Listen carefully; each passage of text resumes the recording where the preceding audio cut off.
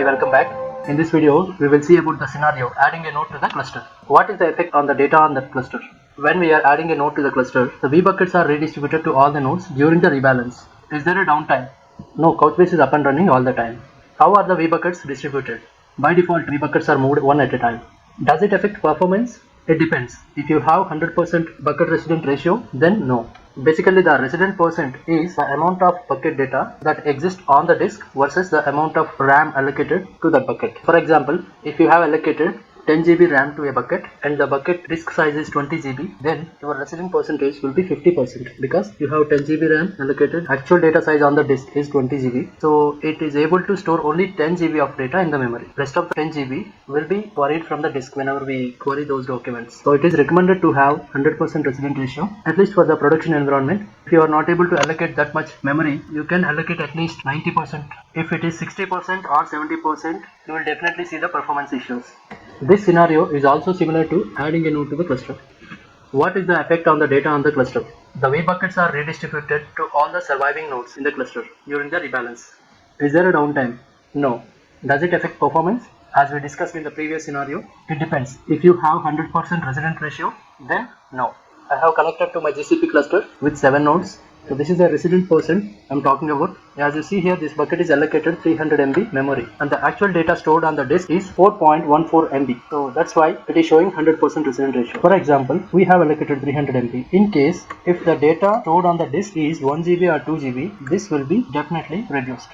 First, we will see the scenario removing a node from the cluster. For the demonstration purpose, just picking this node, click on remove.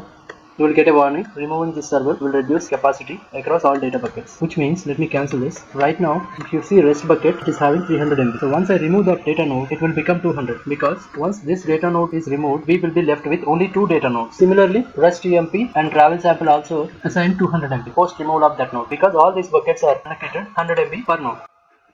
As you see in the bucket settings, click on remove server.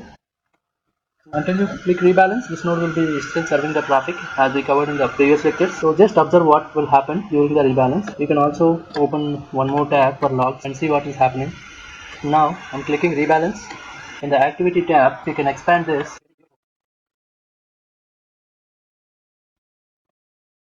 Once this bucket is completed, the vBuckets movement will happen for other 2 buckets as well. Travel sample vBuckets movement has been completed. Now vBuckets movement for REST EMP is happening. And parallelly, you can also check the logs.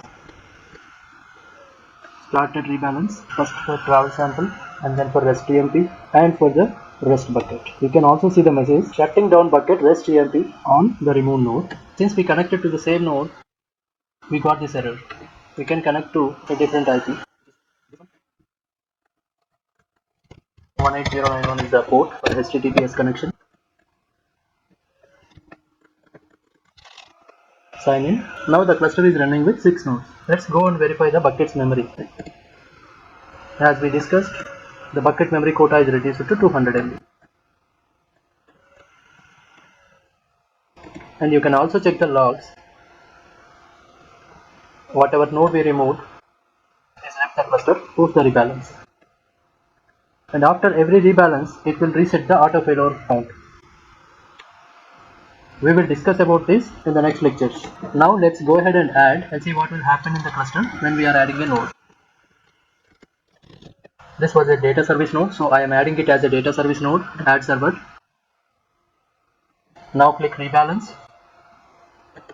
Now the same thing will happen. The vBuckets will be spread across all the nodes. You can also observe the log in the meantime. So started rebalance, first for travel sample bucket and then for REST EMP. Later it will start for REST bucket as well. Started for REST. Now if you check the bucket's memory will be assigned back to 300 MB. Want to add one point here. If you are adding or removing index or query service nodes, you will not see any data movement like this. Only the cluster map will be updated because there is no data available. It is available only on the data service nodes.